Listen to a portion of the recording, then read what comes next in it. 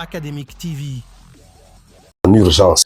Alors, à la une de l'actualité internationale, tous les regards sont dirigés vers la RDC, mais plus particulièrement vers l'ONU, où le Conseil de sécurité de l'ONU vient de se réunir en urgence.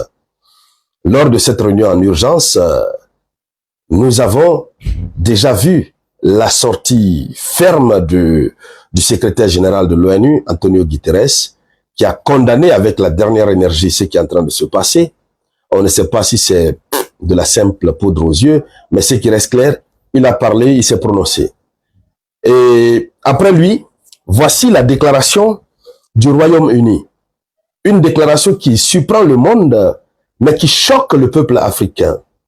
Oui, parce que le sens dans lequel le Royaume-Uni est parti, on ne comprend pas. C'est quoi la véritable raison? Alors, le Royaume-Uni fait une demande inexplicable au sujet de la RDC, bien entendu. Quand nous allons voir le contenu, vous allez donner votre point de vue et vous allez tirer les leçons. Lorsqu'on vous dit très souvent que l'Afrique est mal barrée, beaucoup n'arrivent pas à comprendre. Et donc, chères dames, chers messieurs, dans le cadre de cette vidéoconférence, c'est bien sûr de cela que nous allons parler. Mais avant de continuer, je vous demande humblement de partager la vidéoconférence, partagez-la au maximum. Mettez surtout beaucoup de j'aime, beaucoup de j'aime. C'est de cela qu'il s'agit. Alors, pendant que les réunions se multiplient pour chercher à trouver un accord entre le Rwanda et la RDC, en tout cas entre les protagonistes, le Royaume-Uni, rien ne regarde le Royaume-Uni. Le Royaume-Uni est préoccupé par la réouverture urgente de l'aéroport de Goma. Oui. Le Royaume-Uni, à travers son représentant permanent au sein des Nations Unies, dit qu'il y a eu trop de violations des droits humains dans l'est de la RDC, qu'il y a eu trop de violations des droits humains, des femmes sont violées, etc., etc. Les droits de l'homme ne sont pas respectés. Mais surtout, en termes de violation des droits de l'homme, l'aéroport de Goma est fermé. Pourquoi c'est fermé? Oui, pourquoi c'est fermé? Il le dit avec un ton vraiment sévère. Voilà, ce monsieur que vous voyez là en image. Il demande au Rwanda et à la RDC de rouvrir urgemment l'aéroport de Goma. Il lance cet appel au Rwanda et à la RDC. C'est-à-dire le Royaume-Uni s'en fiche de ce qui se passe.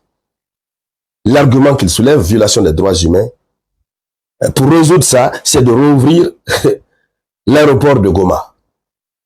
Voyez-vous, la première question qu'on se pose est celle de savoir pourquoi ils sont en train d'insister autant sur la réouverture de l'aéroport de Goma. Pourquoi?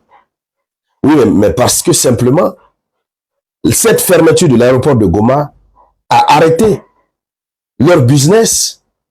C'est ce qu'il faut comprendre. Ils sont démasqués. Sinon, actuellement, tous les pays, épris d'un sentiment de paix et de justice, sont en train de demander le cessez-le-feu, sont en train de demander le dialogue. La question de la fermeture de l'aéroport de Goma, ça ne dit rien presque à personne. Mais si on voit un pays s'intéresser à ça et insister, c'est parce que ce pays a un intérêt. On parle des vies humaines, des gens qui meurent. On parle des territoires souverains de la RDC que la RDC est en train de perdre. Mais c'est l'aéroport qui intéresse le Royaume-Uni. Ça veut dire quoi? Ils ont des stocks de matières premières.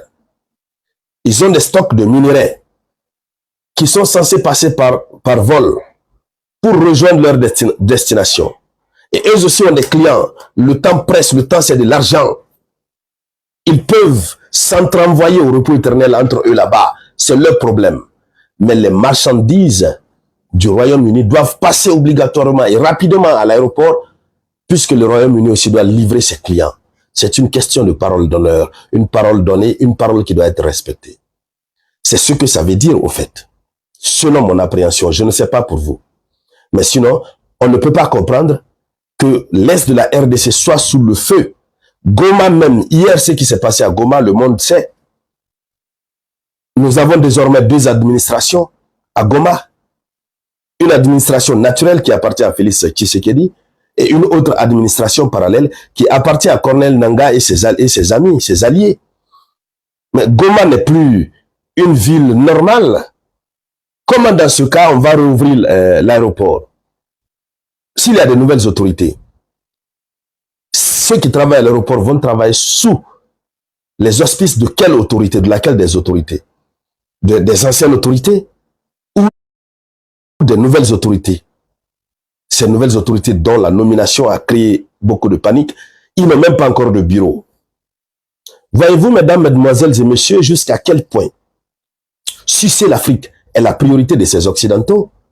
Sinon, on ne peut pas croire que le Royaume-Uni s'asseye là-bas, devant la tribune des Nations Unies, dans une réunion d'urgence convoquée par les Nations Unies pour trouver une solution au problème de la RDC et dire qu'il faut rapidement rouvrir les frontières s'il n'y a pas autre chose derrière la tête. C'est pourquoi nous, Africains, nous devons ouvrir les yeux. Il faut ouvrir les yeux, c'est leur intérêt personnel qui les intéresse. Ils ne pensent pas aux vies humaines. Ils ne pensent pas que l'Afrique se réveille, que l'Afrique se porte mieux, que l'Afrique se développe ou pas. Eux, l'essentiel, ils sont déjà développés. Ils veulent maintenir le statu quo dans le cadre de leur développement. Le reste, ça ne les intéresse pas. C'est ça le problème.